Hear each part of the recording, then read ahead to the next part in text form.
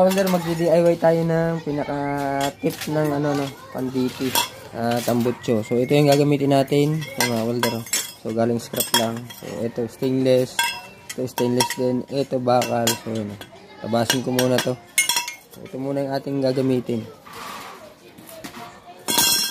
At ito, tayo din muna natin to. So nakasalamin tayo.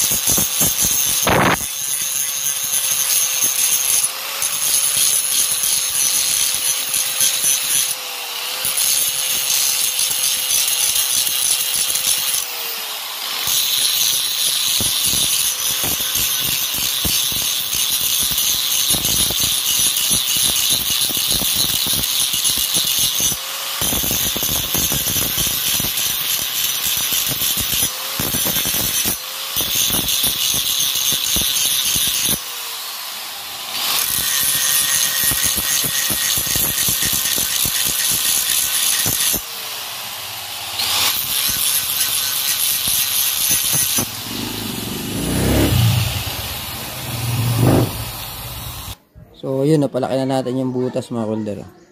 So kanina maliit yan, di ba? So napalaki na natin. So gagrinder pa rin natin siya para mas mabilog, no? So yan. Alright. So mga welder, yan. Pagpapantayin natin yan, malaki na yung butas at dito natin siya ilalagay. Ito stainless to mga welder, ito. Pagpapantayin natin siya. So kailangan tatanggalin natin itong labis. So yun.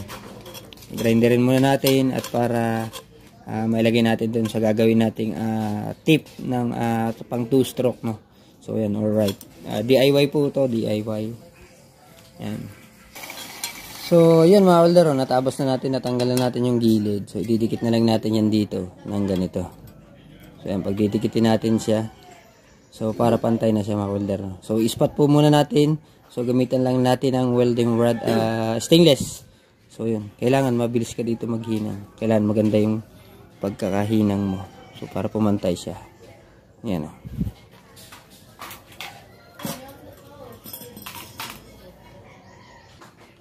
So mga welder, at ito set up natin para ma-welding natin. So yan. Ano ba yung mas maganda? Ito. So lagyan natin siya ng crown. So gagawin natin itong DIY para dun sa DT. So mga 2-stroke. Pandulo.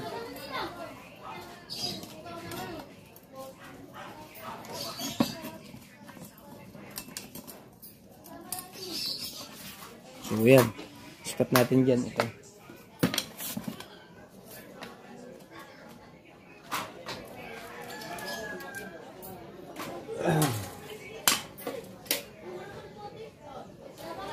Alright, ito yung welding rod.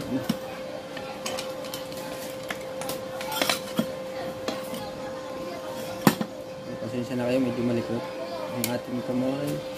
So yun, kailangan pag inihinang mo siya maganda, hindi naman sobrang ganda, kailangan medyo malinis, no?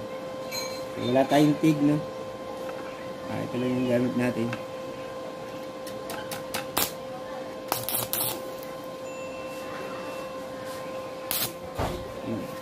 So naka-spot na siya, tingnan natin kung okay. Ito.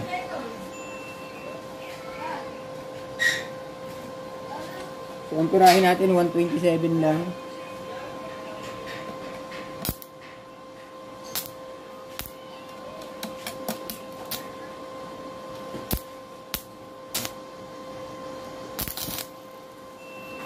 So yun. So yun. Ayan.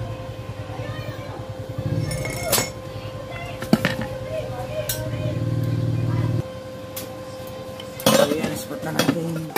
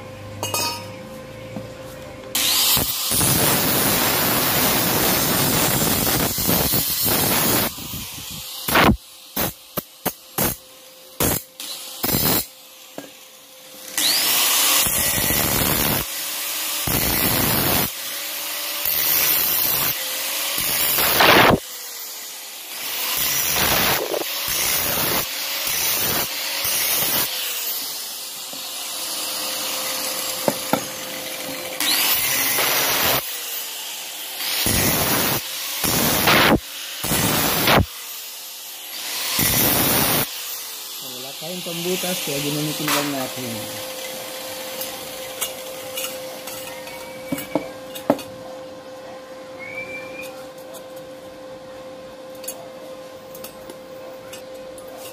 So, lagyan natin.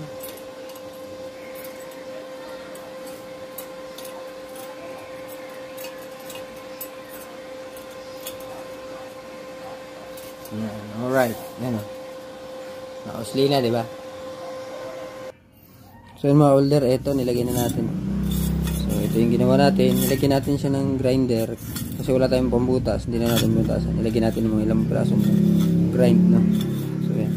So, tapos lalagyan na natin siya. Yan. Yan. Saktong-sakto yan. Hindi mahuhugot. Hindi nalalaglag. So yan. Lalagyan na naman natin siya ng fiber foam mga holder. Fiber foam. Lagyan po natin. Sisiksikin natin. Alright. Siksikan muna natin. So yung mga holder, kinakargaan natin itong fiber foam at malapit nang mapuno, no? So ito, malapit na siyang mapuno.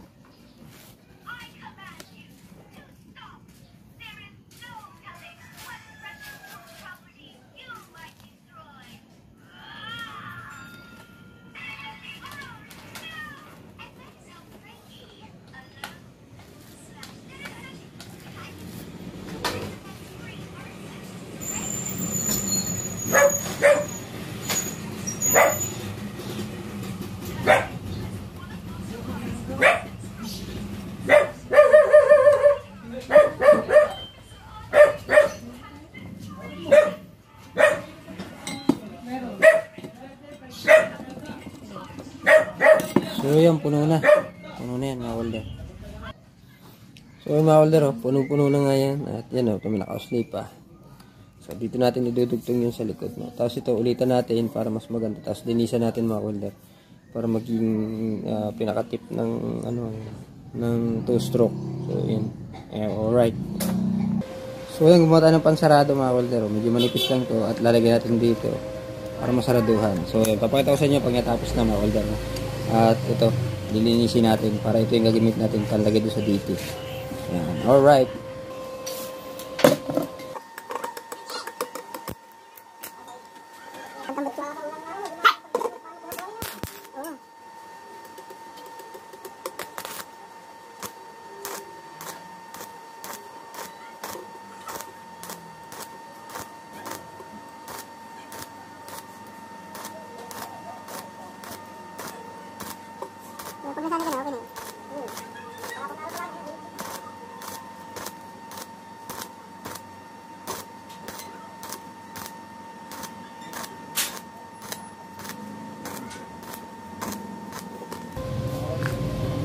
Sarado na.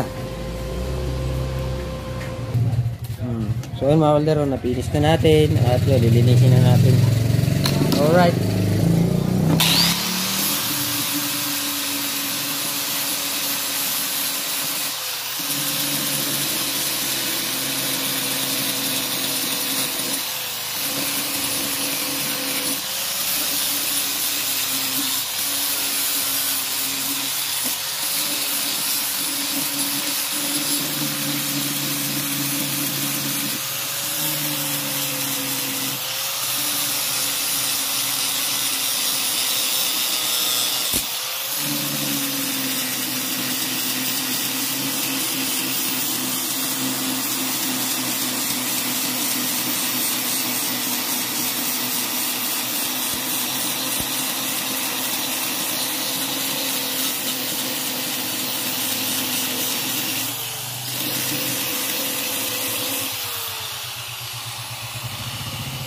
Yeah.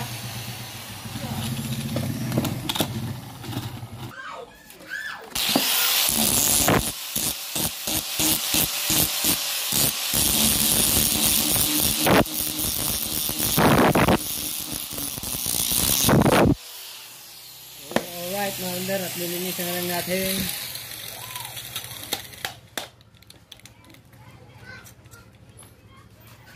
Para makinis na rin. Alright, yan.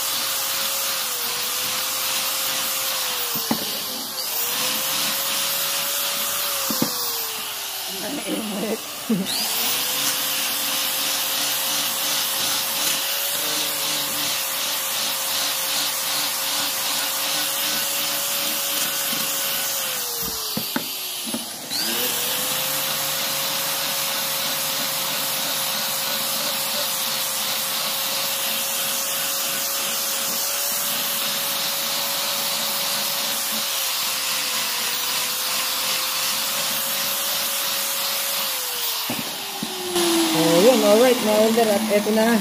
Yan, oh. Eto na siya. So, dito natin yan ilalagay. So, yan, dito natin yan ilalagay, mga welder, no? Papalit natin yan dito. Yan, alright. So, yan.